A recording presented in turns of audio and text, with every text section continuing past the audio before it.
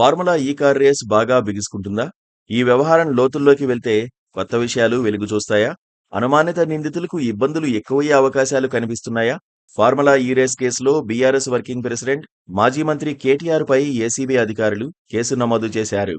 ఈ కేసును క్వాష్ చేయాలంటూ కేటీఆర్ హైకోర్టును ఆశ్రయించగా ఆయన్ను అరెస్ట్ చేయవద్దని కోర్టు ఆదేశించింది. అయితే విచారణ జరపవచ్చని ఏసీబీ అధికారులకు ఆదేశాలు జారీ చేసింది. ఈ క్రమంలోనే ఈ నెల 6వ తేదీన విచారణకు హాజరు కావాలని కేటీఆర్కు ఏసీబీ అధికారులు నోటీసులు జారీ చేశారు. కేటీఆర్తో పాటు హెచ్ఎండిఏ విశ్రాంత chief engineer BLN Reddy, senior IAS అధికారి అరవింద్ కుమార్లకు నోటీసులు జారీ అయ్యాయి. మరోవైపు కేంద్ర దర్యాప్తు సంస్థ కూడా నరుక్కు వస్తోంది. ఈ నెల 7న విచారణకు రావాలని కేటీఆర్కు ఈడీ అధికారులు నోటీసులు పంపారు. ఏసీబీ ఎఫ్ఐఆర్ ఆధారంగా పీఎంఎల్ఏ చట్టం కింద ఈడీ విచారణ చేపట్టింది.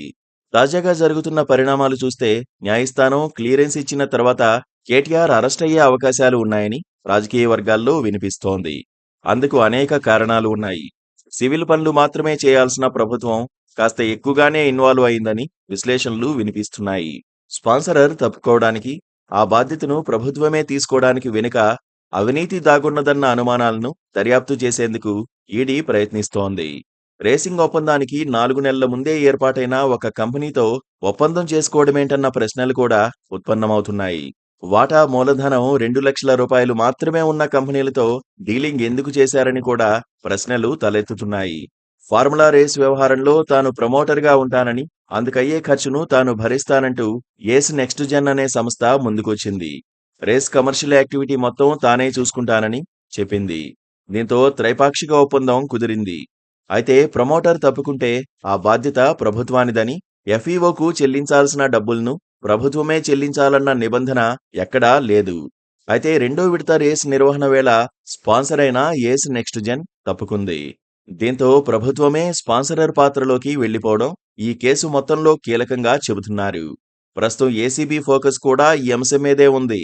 ప్రభుత్వమే స్పాన్సరర్గా మారడం వెనుక పెద్ద కథే నడిచిందా అన్న కోణంలో దర్యాప్తు చేయాల్సుంటుంది. నిజానికి గ్రీన్కో సంస్థకు, నెక్స్ట్ జెన్కు ఫార్ములా ఈ కార్ రేస్ నిర్వహణకు ఎలాంటి సంబంధం లేదు. దాంతో స్పాన్సరర్ అవతారంలో డబ్బులు దండుకునేందుకు పెద్ద గేమ్ ప్లాన్ అమలు చేశారని నిర్ధారణకు వచ్చి సాక్ష్యాల కోసం దర్యాప్తు సంస్థలు ప్రయత్నిస్తున్నాయి. ఇక కేటీఆర్ పాత్ర కీలకమవుతుంది. ఎఫ్ఈఓకు డబ్బులు చెల్లించేందుకు అనుమతించే ఫైల్పై ఆయన స్వయంగా సంతకం చేసినట్లుగా తెలుస్తోంది. ఈ క్రమంలో మున్సిపల్ శాఖ వైపు నుంచి ఆ సంస్థకు పన్నులతో సహా 56 కోట్లు చెల్లించారు. మంత్రివర్గ ఆమోదం ఎందుకు తీసుకోలేదు, పైగా హెచ్ఎండిఏ ఖాతా నుంచి చెల్లింపులు ఎందుకు జరిపారు అన్న ప్రశ్నలు కూడా కేటీఆర్ను ఉక్కిరిబిక్కిరి చేయబోతున్నాయి.